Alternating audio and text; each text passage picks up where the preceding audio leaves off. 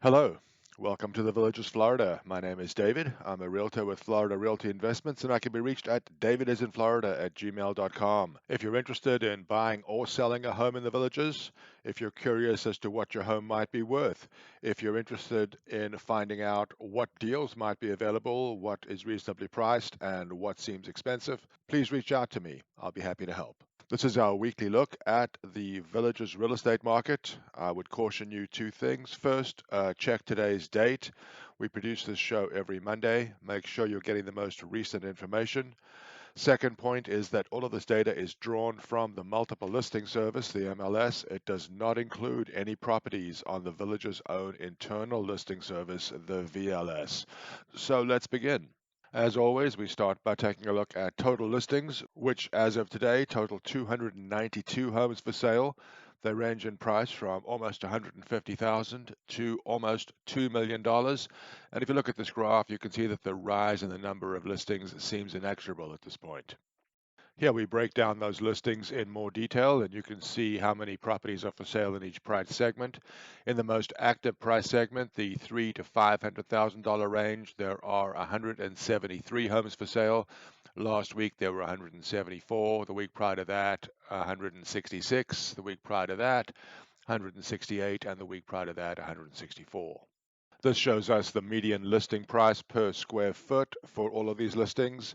The median price is up slightly this week to almost $271. It was below 270 last week. Here we can see how long properties are staying on the market. Currently, the median time on the market for all listings is 45 days. It's no longer climbing, but it is remaining at the higher end of the range. This is a look at how many properties sold and closed over the last 7 days. 24 properties closed. They ranged in price from $195,000 to almost $840,000. If you take a close look at this graph, you can see that the number of sales looks like it's continuing to drop even as the number of listings continues to rise. This is a more in-depth look at the properties that sold. Over the last 7 days, in the most active price segment, the $300,000 to $500,000 range, there were 16 properties that closed over the last 7 days. Prior 7 days saw 11. Prior 7 days, 10. Week prior to that saw 10, and the week prior to that saw 14. This is a look at the median price per square foot on those properties that sold. $246 a square foot is the number. It is an increase from last week, but if you look at this graph more closely, you can see that it does seem to be trending lower. This is perhaps the most shocking of the graphs this week. This shows us the median time on the market for the properties that sold over the last 7 days. 50 and a half days is how long they were on the market. This is the highest we've seen since the beginning of April, and the trend towards it taking longer to sell homes seems to be intact. Here we can compare the number of new listings compared to the number of properties that went pending. Over the last 7 days, there have been 28 new listings and 17 properties have gone pending. The blue line is new listings and the amber line are pending home sales. Here's another look at those 28 new listings. In the most active price segment, the $300,000 to $500,000 range, there are 15 new listings. Last week saw 19. The week prior to that also saw 19. The week prior to that 14, and the week prior to that 22. Here's another fairly shocking graph. This is the price per square foot on the properties that went pending over the last 7 days. It's under $240 a square foot. We're down to $239.04. It's too early to call this a trend because it's hard to tell if they are primarily smaller homes or larger homes, but it is disconcerting to see the pending price per square foot dropping so precipitously from last week.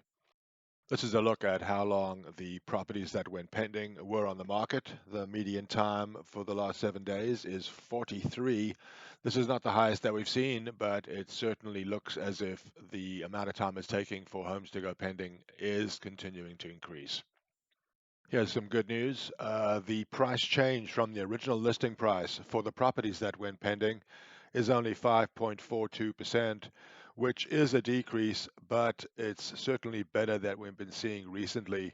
It could be accounted for the fact that new homes entering the market are being listed at more reasonable prices, but this is one piece of bright news in this week's report.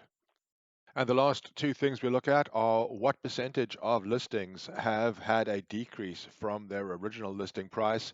This week, that number is down to under 46%. We had been over 50%. Once again, it's hard to draw much distinction with the number of new homes entering the market every period, but it certainly is nice to see this number going down.